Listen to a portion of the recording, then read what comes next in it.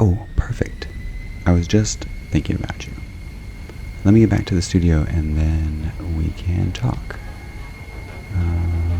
Logo.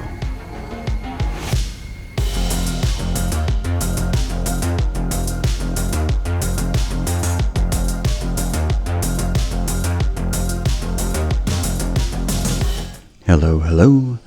I'm JJ from Good Puppii Studios. Welcome back to another didactic episode in the Devlog series for my game, Wolfstar Adventures in the Inu System.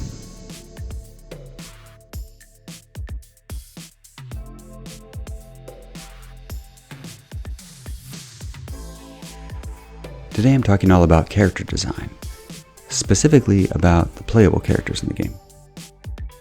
I thought a good way to approach this subject would be to share with you some of the criteria I had for my playable character. And I'm going to focus on 3 aspects of the character design process that really helped me find the main characters, Wolfstar and Bunny. I'm going to talk about some of the lore behind the characters, some of the aesthetic choices I made, and some of the mechanical features. So get comfy, grab yourself a beverage of your choice, and let's get started.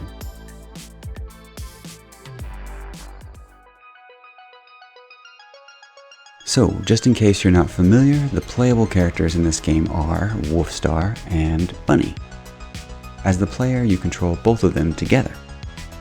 Similar to games like Banjo-Kazooie or Ratchet & Clank. Although the buddy adventure or sidekick adventure was not an initial inspiration or goal in the character design, at least consciously, I'm kind of happy it's evolved into that. Wolfstar was developed first, and in their earliest forms they were just started as a generic space pilot. I decided early that I wanted a more cartoony aesthetic, and for me that meant large baby head, big eyes, small body, and I went with this style for a few reasons.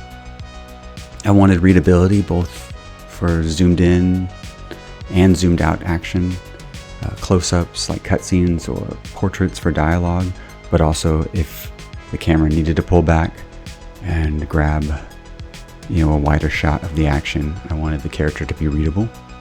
I definitely took inspiration from Hollow Knight here because I really liked the simplicity of the knight's design, and I was impressed by the restraint that was used in animating the main character. Like, you don't even see their weapon most of the time, and then during the attack animation, most of the frames are motion blur. I wanted to make the character symmetrical because I knew I was going to draw all the frames myself, and I wanted a character that I could just flip for left and right, so I wouldn't have to draw all the animations twice from the 2 different perspectives. Along with being able to draw the character myself from many angles quickly, I wanted a character that could be fun to see further iterations of, like fan art, or maybe a more grown-up version in a later adventure. Bunny's creation for the game arose out of some of the criteria I had for the playable character. I knew I wanted the primary weapon to be a melee weapon. I knew I wanted that weapon to be futuristic or a sci-fi weapon. And I knew that, like the human character, I wanted the weapon to be symmetrical so that all the hand-drawn animations could be flipped. It'd be easy to draw from several angles. So I toyed around with some different ideas to meet these requirements. 2-handed weapon, dual wielding was another option, or some sort of gauntlets. And I wanted something more unique than a sword, and especially didn't want to do just a straight up laser sword, which I think can be cool when done right, for sure.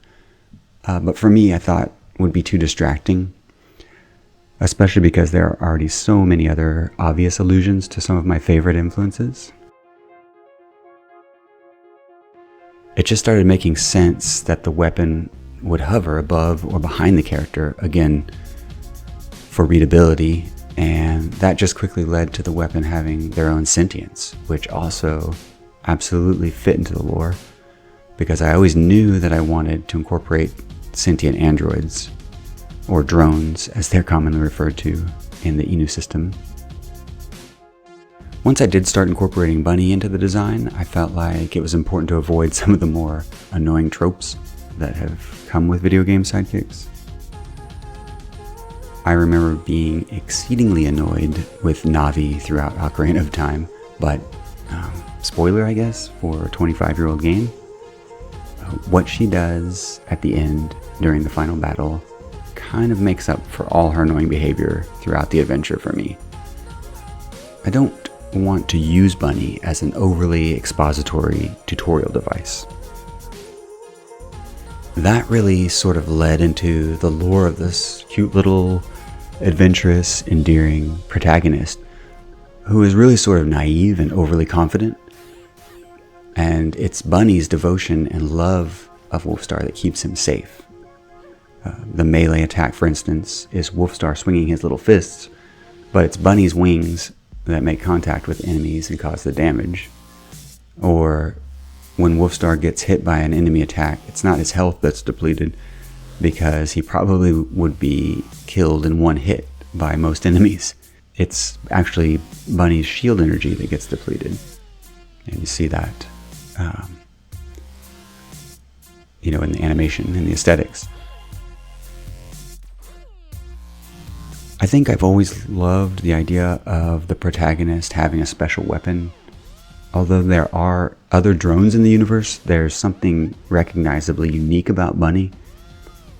She seems to be made out of some sort of ancient, lost technology that is, in some ways, more advanced than the drone tech that's readily available. So that could lead to her being sought after by nefarious forces. And then there's sort of a parallel to Wolfstar's place in the story, because he's definitely one of a kind. At least in the Inu system, he's the only human we see. However, unlike Bunny, it's sort of never really a big deal that he's the only human.